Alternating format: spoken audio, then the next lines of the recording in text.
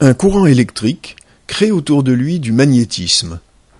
Telle est la découverte du physicien danois Ørsted en 1820. Ainsi, un courant peut, comme le ferait un aimant, orienter de la limaille de fer. Mais si un courant crée du magnétisme, n'existe-t-il pas un effet inverse?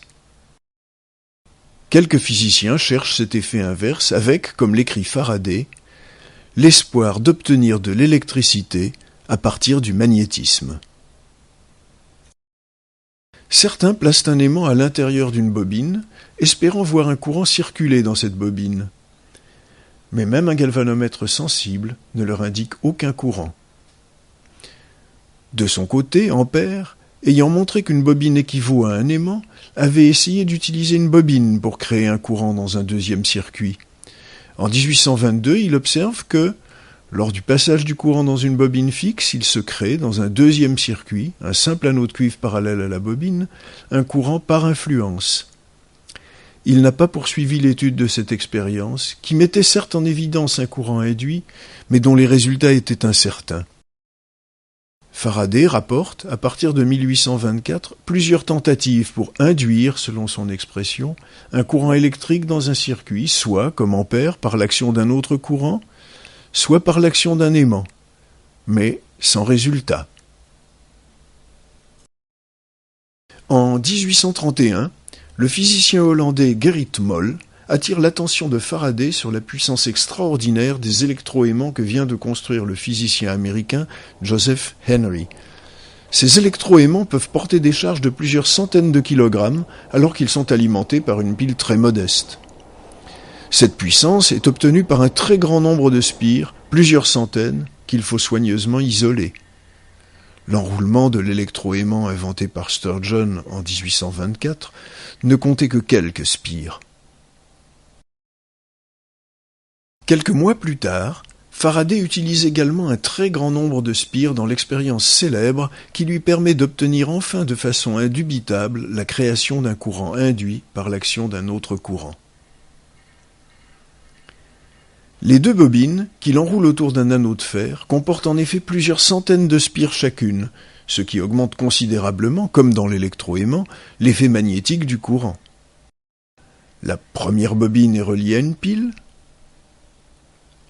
la seconde à un galvanomètre rudimentaire.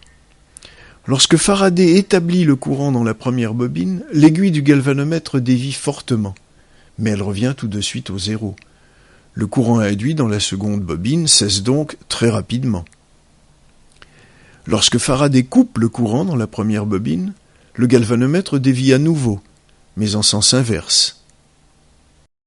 Serait-il possible d'observer le même effet sans noyau de fer ?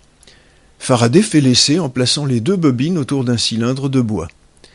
La première bobine est reliée à une pile plus puissante que dans l'expérience de l'anneau, et la seconde est toujours reliée à un galvanomètre. Lorsque Faraday établit ou coupe le courant dans la première bobine, il observe, écrit-il, un effet à peine sensible dans la seconde. Voici cette expérience réalisée avec du matériel d'enseignement. La première bobine est reliée à une pile par l'intermédiaire d'un interrupteur. La seconde est reliée à un galvanomètre. Tant que les deux bobines sont à distance l'une de l'autre, la fermeture et l'ouverture de l'interrupteur ne provoquent aucune déviation de l'aiguille du galvanomètre. Plaçons maintenant la seconde bobine autour de la première. À l'ouverture et à la fermeture de l'interrupteur, l'aiguille dévie légèrement, puis revient immédiatement au zéro. Ce caractère transitoire du phénomène, conjugué avec la faiblesse du courant produit, permet de comprendre les échecs expérimentaux antérieurs. Si un noyau de fer est placé à l'intérieur des bobines, les déviations du galvanomètre sont beaucoup plus importantes. Faraday constate par ailleurs que lors de l'établissement du courant dans la première bobine, le courant induit dans la seconde est de sens opposé à celui du courant inducteur. Il explore la production de courant induit en faisant varier de diverses manières le magnétisme à l'intérieur de la seconde bobine. Ainsi, il plonge rapidement un aimant à l'intérieur de la bobine relié au galvanomètre. Le galvanomètre dévie immédiatement. S'il retire rapidement l'aimant, l'aiguille dévie dans la direction opposée, puis elle revient au zéro. Le courant induit s'annule dès que l'aimant est immobile.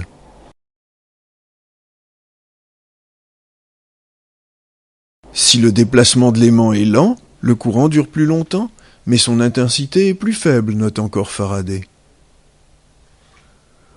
En faisant tourner l'aimant devant la bobine, on induit un courant alternatif. On peut aussi faire tourner la bobine devant un pôle d'aimant. Aimants en rotation et bobine fixe? Ou aimant fixe et bobine tournante? Dans toutes ces machines, des appareils de laboratoire aux premiers générateurs industriels puis aux centrales électriques modernes, l'induction, découverte par Faraday, est à l'origine de la production d'électricité. Enfin, comme l'anneau de Faraday, un transformateur électrique est constitué de 2 bobines enroulées autour d'un noyau de fer doux.